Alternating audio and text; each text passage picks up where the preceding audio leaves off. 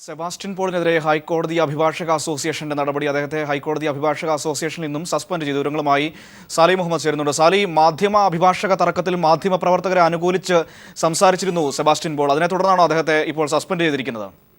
മനു, തീർച്ചയായും മാധ്യമ അഭിഭാഷക തർക്കത്തിൽ മാധ്യമ പ്രവർത്തകർക്കൊപ്പം വിട്ടുവീഴ്ചയില്ലാത്ത നിലപാട് സ്വീകരിച്ചയാളാണ് സെബാസ്റ്റ്യൻ പോൾ. അത് തന്നെയാവണം ഇപ്പോൾ ഇത്തരം ഒരു പ്രതികാര അച്ചടക്ക നടപടിക്ക് കാരണം എന്ന് തന്നെ വിലയിരുത്താം.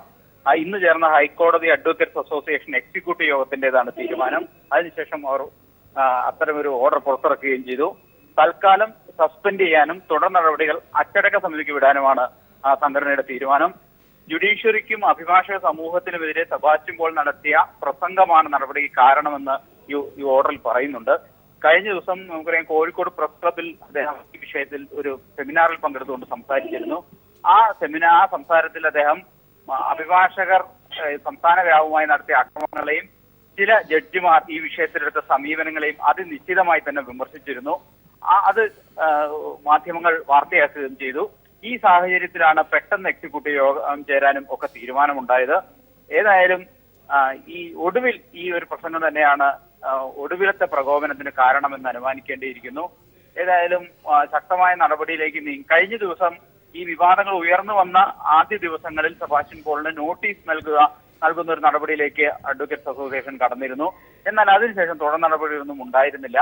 ഇപ്പോൾ ഒടുവിൽ അദ്ദേഹത്തെ സസ്പെൻഡ് ചെയ്യാനും തുടർ നടപടികൾ ആവശ്യമെങ്കിൽ അത് അച്ചടക്ക സമിതി, ഹൈക്കോടതി അഡ്വക്കേറ്റ് അസോസിയേഷന്റെ അച്ചടക്ക സമിതിയുണ്ട്, ആ അച്ചടക്ക സമിതിക്ക് വിടാനുമാണ് സംഘടനയുടെ തീരുമാനം. മാത്രമല്ല, അദ്ദേഹത്തിന് മുൻപ് നോട്ടീസ് നൽകിയിരുന്നു. ആ നോട്ടീസ് നിലനിൽക്കെ, അതായത് ഒരു അച്ചടക്ക നടപടി നിലനിൽക്കെ വീണ്ടും അതേ കുറ്റം ചെയ്തു എന്നും ഈ നോട്ടീസിൽ ആരോപിക്കുന്നുണ്ട്. മുൻപ് ഇത് സംബന്ധിച്ച് അദ്ദേഹത്തിന് നോട്ടീസ് നൽകിയിരുന്നു. ആ നോട്ടീസ് നിലനിൽക്കെ തന്നെ സെബാസ്റ്റ്യൻ പോൾ തുടർന്നും അഭിഭാഷക സമൂഹത്തിനും എതിരായി പ്രസംഗിച്ചു, ചർച്ചകളിൽ പങ്കെടുത്തു തുടങ്ങിയ കുറ്റങ്ങളാണ് അദ്ദേഹത്തിന് മേൽ ചുമത്തിയിരിക്കുന്നത്. ഏതായാലും ഇക്കാര്യത്തിൽ സെബാസ്റ്റ്യൻ പോൾ എടുത്ത നടപടിക്കുള്ള നിലപാടിനുള്ള ഒരു പ്രതികാര നടപടി എന്ന് തന്നെ ഇതിനെ വിശേഷിപ്പിക്കേണ്ടി വരും. മനു, തീർച്ചയായിട്ടും സാലി, നമ്മൾ സെബാസ്റ്റ്യൻ പോളിനെ ബന്ധപ്പെട്ടിരുന്നു. അദ്ദേഹത്തിന്റെ ഭാഗത്തു നിന്ന് ഏത് തരത്തിലാണ് ഈ നടപടിയെ നോക്കിക്കാണുന്നതെന്ന് നമുക്ക് അറിയാൻ കഴിഞ്ഞിട്ടുണ്ടോ? നേരത്തെ ഈ നോട്ടീസ് അയച്ച സമയത്ത് അദ്ദേഹത്തിന്റെ പ്രതികരണം അതെങ്ങനെയായിരുന്നു? മനു, ഈ വാർത്ത പുറത്തു വന്നപ്പോൾ തന്നെ നമ്മൾ സെബാസ്റ്റ്യൻ പോളുമായി ബന്ധപ്പെട്ടിരുന്നു. അദ്ദേഹം പറഞ്ഞു, എന്നെ ഔദ്യോഗിക കാര്യം ഇതുവരെ അറിയിച്ചിട്ടില്ല, എന്തെങ്കിലും പ്രതികരണത്തിലേക്ക് തൽക്കാലം കിടക്കുന്നില്ല. അതിനുശേഷം ഇപ്പോൾ ഈ ഉത്തരവ് അദ്ദേഹത്തിന് കിട്ടിയില്ലെങ്കിൽ നമുക്ക് ഉത്തരവിന്റെ പകർപ്പ് കിട്ടിയ സ്ഥിതിക്ക് നമ്മൾ അദ്ദേഹത്തെ വീണ്ടും വിളിച്ചപ്പോൾ അദ്ദേഹത്തെ ലഭ്യമല്ല. ഏതായാലും അദ്ദേഹത്തെ ലഭിക്കാൻ നമ്മൾ ശ്രമിക്കുന്നുണ്ട്. ഒരു കാര്യം ഉറപ്പാണ്, ഇക്കാര്യത്തിൽ ഒരു അച്ചടക്ക നടപടി ഉണ്ടെന്നും സെബാസ്റ്റ്യൻ പോൾ എടുത്ത ആ നിലപാടിനെ, ധീരമായ സമീപനത്തെ അദ്ദേഹത്തിന് പിന്നോട്ടടിക്കാനാവില്ല എന്ന് ഉറപ്പാണ്. കാരണം അന്നും അദ്ദേഹം ഇത് തന്നെയാണ് നിലപാടെടുത്ത് അദ്ദേഹം പറഞ്ഞു, അങ്ങനെയൊന്നും മാറ്റിമറിക്കാൻ കഴിയും. സാലി, ടെലിഫോൺ ബന്ധത്തിൽ വ്യക്തത വരുന്നില്ല, റേഞ്ചിന് ചില പ്രശ്നങ്ങൾ. ഏതായാലും സെബാസ്റ്റ്യൻ പോളിനെയും ഞങ്ങൾ ശ്രമിച്ചിരുന്നു, പക്ഷേ അദ്ദേഹത്തെ ലഭ്യമാകുന്നില്ല. സാലി ഒരിക്കൽ കൂടി ചേർന്നുണ്ട്. സാലി, സെബാസ്റ്റ്യൻ പോളിനെ നേരത്തെ തന്നെ അവർ ഇത്തരത്തിലൊരു നോട്ടീസ് നൽകിയിരുന്നു. ഇപ്പോൾ ആ അച്ചടക്ക നടപടി നിലനിൽക്കെ തന്നെ അദ്ദേഹത്തെ സസ്പെൻഡ് ചെയ്തുകൊണ്ടുള്ള ഒരു തീരുമാനം കൂടി വരുന്നു. പക്ഷേ ഈ കാര്യം അദ്ദേഹം അറിഞ്ഞിട്ടില്ല എന്നാണ് നമുക്ക് അറിയാൻ കഴിയുന്നത്. എങ്ങനെ നോക്കിക്കാണണം നിലവിലത്തെ സാഹചര്യങ്ങളിൽ? അതായത് ഈ പ്രശ്നം തീർക്കാൻ വളരെയധികം ഇടപെടലുകൾ വിവിധ ഭാഗങ്ങളിൽ നിന്ന് നടക്കുമ്പോൾ അഭിഭാഷക അസോസിയേഷന്റെ ഈ പരാമർശം, ഈ ഒരു നടപടിയെ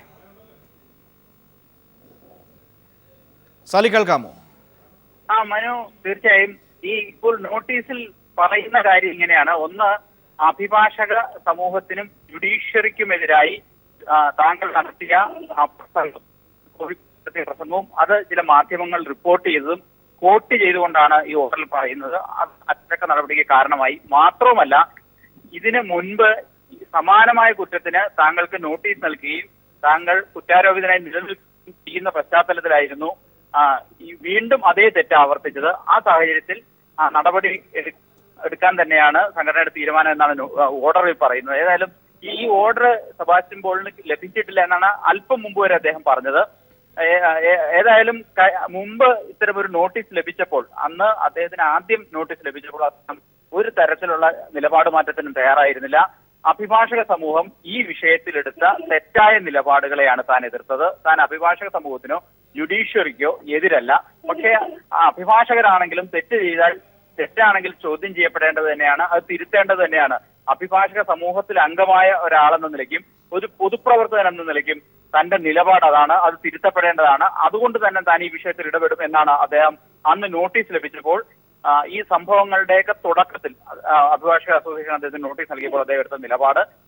പക്ഷെ ഇപ്പോൾ അദ്ദേഹത്തിന് നോട്ടീസ് ലഭിക്കാത്ത സാഹചര്യത്തിൽ അദ്ദേഹം ഒരു പരസ്യ പ്രതികരണത്തിലേക്ക് തയ്യാറായിട്ടില്ല.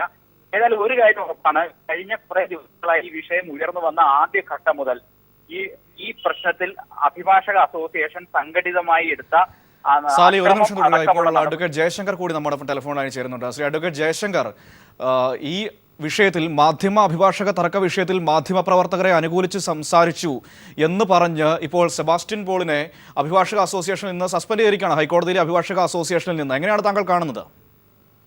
അല്ല, ഇതൊക്കെ തികച്ചും നിർഭാഗ്യകരം എന്നേ പറയാവൂ. കാരണം ഈ മനുഷ്യരുടെ അഭിപ്രായ സ്വാതന്ത്ര്യം അടക്കമുള്ള മൗലികാവകാശങ്ങൾ സംരക്ഷിക്കാൻ വേണ്ടിയിട്ടാണ് നമ്മുടെ നാട്ടിൽ വിവിധ സംഘടനകൾ ഉണ്ടാക്കിയിട്ടുള്ളത്. ആ ഭരണഘടനയുടെ കാവൽക്കാരനായിട്ടാണ് കോടതി ഉണ്ടാക്കിയിട്ടുള്ളത്. കോടതിയിലെ കാര്യങ്ങൾ കൃത്യമായിട്ടും വൃത്തിയായിട്ട് നടക്കാൻ വേണ്ടിയിട്ടാണ് അഭിഭാഷക അസോസിയേഷൻ ഉണ്ടാക്കിയത്. അങ്ങനെയുള്ള അഭിഭാഷക അസോസിയേഷൻ അതിലൊരു അംഗം അവർക്ക് ഇഷ്ടപ്പെടാത്ത രീതിയിൽ അഭിപ്രായ പ്രകടനം നടത്തിയെന്ന് പറഞ്ഞാൽ അദ്ദേഹത്തെ സസ്പെൻഡ് ചെയ്താൽ ഇതിനേക്കാൾ വലിയ വിരോധാഭാസം എന്താണുള്ളത്? മൗലികാവകാശങ്ങൾ സംരക്ഷിക്കാനാണ് ബാധ്യസ്ഥരായിട്ടുള്ള ആളുകളാണ് അഭിഭാഷകർ. സാധാരണ ആളുകളെ പോലെയല്ല, നിയമം പഠിച്ചവരാണ്, നിയമത്തിന്റെ ഭരണഘടനയുടെ സംരക്ഷകരാണെന്ന് സ്വയം വിശ്വസിക്കുന്നവരാണ്, അല്ലെങ്കിൽ മറ്റുള്ളവരെ വിശ്വസിപ്പിക്കാൻ ശ്രമിക്കുന്നവരാണ്. അവർക്ക് ഇഷ്ടമില്ലാത്ത ഒരു അഭിപ്രായം മറ്റൊരാൾ പറഞ്ഞു എന്ന് പറഞ്ഞാൽ അത് എന്താ അതിന്റെ അർത്ഥം? അതിന്റെ പേരിൽ ഒരാളുടെ പേരിൽ നടപടി എടുക്കാന്ന് പറഞ്ഞാൽ ഇതിനേക്കാൾ ബാലിശമായിട്ട് വേറെ എന്തെങ്കിലും ഉണ്ടോ? ഇനി ഇവരെന്തെങ്കിലും നടപടി എടുക്കുന്നുണ്ട്, സെബാസ്റ്റ്യൻ പോളിന് എന്തെങ്കിലും അപകർഷം സംഭവിക്കാൻ പോകുന്നുണ്ടോ? അതാണ് ഇതിനകത്ത് ഏറ്റവും പ്രധാനപ്പെട്ട കാര്യം ശ്രീ ജയശങ്കർ. കാരണം നമുക്കറിയാം സെബാസ്റ്റ്യൻ പോൾ കേരളീയ സമൂഹത്തിൽ അദ്ദേഹത്തിനുള്ള സ്ഥാനം, താങ്കളെപ്പോലുള്ളവരുടെയൊക്കെ സ്ഥാനമൊക്കെ നമുക്കറിയാം. അപ്പോൾ ഇത്തരത്തിലൊരു നടപടിയായിട്ട് വരുന്നതുകൊണ്ട് അദ്ദേഹത്തിന് ഒരു പോറൽ പോലും വെക്കാൻ കഴിയില്ല എന്ന് ഈ നടപടി എടുക്കുന്നവർക്ക് കൂടി അറിയില്ല. അവർ കൂടി പരിഹാസരാവുകയല്ലോ ഒരർത്ഥത്തിൽ. അതാണ് ഞാൻ പറഞ്ഞത്. ഇങ്ങനെ ഒരു നടപടി എടുത്താൽ നടപടി എടുക്കുന്നവർ മോശക്കാരാകുമെന്നല്ലാതെ നടപടി എടുക്കപ്പെട്ട ആൾക്ക് എന്തെങ്കിലും അപകർഷം സംഭവിക്കാൻ പോകുന്നുണ്ടോ? ശ്രീ സെബാസ്റ്റ്യൻ പോളിനെ സംബന്ധിച്ചിടത്തോളം ഈ അഡ്വക്കേറ്റ്സ് അസോസിയേഷനിൽ നിന്ന് സസ്പെൻഡ് ചെയ്യല്ല, പുറത്താക്കിയെന്ന് വിചാരിക്കാം. എന്തെങ്കിലും പോരായ്മ അദ്ദേഹത്തിന് വരാൻ പോകുന്നുണ്ടോ? അദ്ദേഹത്തെ അറിയാവുന്നവർക്ക് അറിയാം സെബാസ്റ്റ്യൻ പോൾ ആരാണെന്നുള്ളത്. അദ്ദേഹത്തെ സസ്പെൻഡ് ചെയ്യാൻ തീരുമാനിച്ചവർക്കും അറിയാം സെബാസ്റ്റ്യൻ പോൾ ആരാണ്. പിന്നെ അദ്ദേഹത്തെ സസ്പെൻഡ് ചെയ്യുന്നതുകൊണ്ട് സസ്പെൻഡ് ചെയ്യാൻ തീരുമാനിച്ചവർ സ്വയം ബഹുജന മധ്യത്തിൽ തുറന്നു കാട്ടപ്പെടുമെന്നല്ലാതെ അതുകൊണ്ട് ഒരു വിശേഷം ഉണ്ടാകാൻ പോകുന്നില്ല. ഇതിന്റെയൊക്കെ നേതൃത്വത്തിലിരിക്കുന്ന ആളുകളുടെ അതിഭയാനകമായ അപക്വതയാണ്, അല്ലെങ്കിൽ അവരുടെ ഒരു ത്യാജ്യഗ്രാഹ്യ വിവേചന ശക്തി ഇല്ലായ്മയാണ് ഇതിൽ നിന്ന് തെളിയുന്നത് എന്നാണ് എനിക്ക് തോന്നുന്നത്. തീർച്ചയായിട്ടും അവിടെ മറ്റൊന്നുണ്ട് ശ്രീ ജയശങ്കർ. അതായത് ഇപ്പോൾ ഈ പ്രശ്നം പരിഹരിക്കാൻ വേണ്ടി വിവിധ തലങ്ങളിൽ നിന്ന് മുഖ്യമന്ത്രിയും ചീഫ് ജസ്റ്റിസും ഗവർണറും ഒക്കെ അടക്കമുള്ള നടപടികൾ വന്നുകൊണ്ടിരിക്കുകയാണ് ഈ പ്രശ്നം പരിഹരിക്കാൻ വേണ്ടി. ആ ഒരു സാഹചര്യത്തിലാണ് ഈ ഒരു നടപടി എന്നുകൂടി നമ്മൾ കണക്കിലെടുക്കേണ്ടതുണ്ട്. അപ്പോൾ ഒരു ഭാഗത്ത് നിന്ന് അനുരഞ്ജന ശ്രമങ്ങൾ സർക്കാരിൻ്റെ ഭാഗത്ത് നിന്ന് അടക്കം വരുമ്പോൾ അഭിഭാഷകരുടെ ഭാഗത്ത് നിന്ന് ഇത്തരത്തിൽ അവരുടെ കൂട്ടത്തിലുള്ള ഒരാളെ തന്നെ സസ്പെൻഡ് ചെയ്തുകൊണ്ടുള്ള ഒരു നടപടി വരുമ്പോൾ ഒരർത്ഥത്തിൽ അവർ ആ പഴയ നിലപാടിൽ നിന്ന് ഇപ്പോഴും മാറുന്നില്ല എന്നാണ് നമ്മൾ മനസ്സിലാക്കേണ്ടത്. അത് മാത്രമല്ല, ഈ പ്രശ്നം ഒരിക്കലും ഒരു കാരണവശാലും തീരരുത് എന്ന് നിർബന്ധമുള്ള ഒരു വിഭാഗം ഇതിനകത്തുണ്ട്. ഞാനിപ്പോ വ്യക്തികളെ പേരെടുത്ത് പറയുന്നില്ല, പക്ഷെ അങ്ങനെ ഒരു വിഭാഗം ഇതിനകത്ത് ശക്തമായി പ്രവർത്തിക്കുന്നതുകൊണ്ടുകൂടിയാണ് ഈ മാതിരിയുള്ള തീരുമാനങ്ങൾ ഉണ്ടാവുന്നത്. തീർച്ചയായിട്ടും വളരെ നന്ദി അഡ്വക്കേറ്റ് ജയശങ്കർ. ഇപ്പോൾ അഡ്വക്കേറ്റ് ഉദയഭാനു കൂടി നമ്മുടെ ടെലിഫോൺ ലൈൻ ചേരുന്നുണ്ട്. ശ്രീ ഉദയഭാനു, താങ്കൾ വാർത്ത അറിഞ്ഞു കാണും, എങ്ങനെ പ്രതികരിക്കുന്നു? ആദ്യമായി ഏതൊരു മനുഷ്യനും പ്രതികരിക്കാനുള്ള സ്വാതന്ത്ര്യം, അഭിപ്രായം പറയാനുള്ള സ്വാതന്ത്ര്യം. കേൾക്കാം, പറഞ്ഞോളൂ. ഏതൊരു മനുഷ്യനുമുള്ള അടിസ്ഥാനപരമായിട്ടുള്ള അവകാശമാണ് അഭിപ്രായം പറയാനുള്ള സ്വാതന്ത്ര്യം. അഭിപ്രായം പറയുന്നയാളെ പുറത്താക്കുക എന്ന് പറയുന്നത് കാളത്തമാണ്, ജനാധിപത്യ വിരുദ്ധമാണ്. അടിയന്തരാവസ്ഥയുടെ നാടുകളിലുള്ള തിരിച്ചുവരവിനെ അനുസ്മരിപ്പിക്കുന്ന രീതിയിൽ അഭിഭാഷക സംഘടനകൾ മാറി പോകുന്നത് ഫാസിസത്തിലേക്കുള്ള കടന്നുകയറ്റമാണ്. ഇതിനെ എതിർക്കപ്പെടേണ്ടതാണ്. ഈ സെബാസ്റ്റ്യൻ പോൾ ചെയ്തത്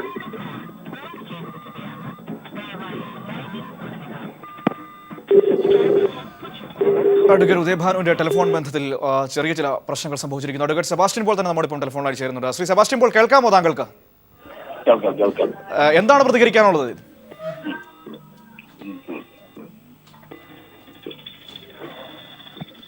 ശ്രീ സെബാസ്റ്റ്യൻ പോൾ,